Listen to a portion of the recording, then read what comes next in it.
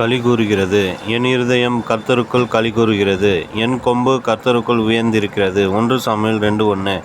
இங்கே அன்னாளின் களிகூறுதலை காண்கிறோம். தன் விண்ணப்பத்திற்கு கர்த்தர் செவிசாய்த்து ஆசீர்வாதமான சாமுவேலை தந்தபோது அன்னாள் நன்றியோடு, இந்த பிள்ளைக்காக விண்ணப்பம் பண்ணினேன்.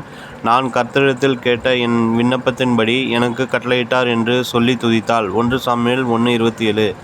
தேவனிடத்திலிருந்து ஆசீர்வாதங்களை பெற்றுக்கொண்டு அன்னாளால் அவளது உள்ளத்தின் மகிழ்ச்சியை அடக்கிக் கொள்ள முடியவில்லை. 1 சாமுவேல் 2 முதல் வசனத்தில் அப்பொழுது அன்னாள் ஜெபம் பண்ணி என்று ஆரம்பமாகிறது. 10 என்று துதித்தாள் என்று முடிகிறது. ஆகவே இந்த வேத பகுதியில் அன்னாளின் ஜெபத்தையும் விண்ணப்பத்தையும் கர்த்தரை துதிக்கும் துதியையும் காண்கிறோம்.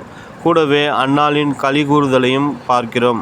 நீங்கள் உங்களுடைய இருதயத்தை கர்த்தருடைய பாதத்தில் ஊற்றி உண்மையாய் விண்ணப்பம் செய்வீர்களானால் இனியும் நீங்கள் துக்கமுகமாய் இருக்கப் போவதில்லை. கர்த்தர் நிச்சயமாகவே உங்கள் கண்ணீரை துடைப்பார்.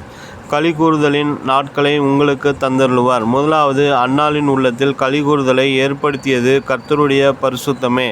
கர்த்தரை போல பரிசுத்தமுள்ளவர் இல்லை, உம்மை அல்லாமல் வேறொருவரும் இல்லை. 1 சாமுவேல் 2:2.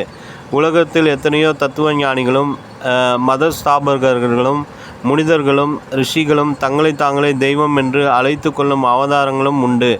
ஆனால் அவர்களுடைய பரிசுத்தத்தை கர்த்தருடைய மகா மகிமையான பரிசுத்தத்தோடு இம்மியும் ஒப்பிட முடியாது.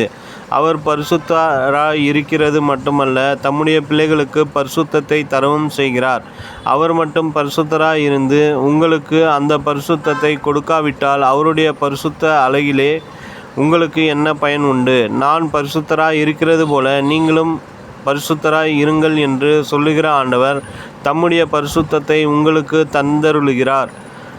கர்த்தருடைய இனிமையான சுபாவமே தம் பிள்ளைகளுக்கு மனதார கொடுப்பதுதான். கொடுப்பதற்கு அவரிடத்தில் வல்லமையும் கிருபையும் தயவும் இருக்கிறது. பரிசுத்தத்தை கொடுக்கிறதினாலேயே அவருடைய நாமம் யெகோவா மெக்கதீஸ் என்பதாயிருக்கிறது. அன்னாள் கர்த்தருடைய பரிசுத்த அழகை பார்த்தாள். முதலாவது களிகூர்ந்து அவள் களிகூர்ந்தாள். இரண்டாவதாக ஆராதிக்க ஆரம்பித்து விட்டாள். தேவனே, உம்மை போல ஒருவரும் இல்லை, எங்கள் தேவனைப் போல ஒரு கன்மலையும் இல்லை.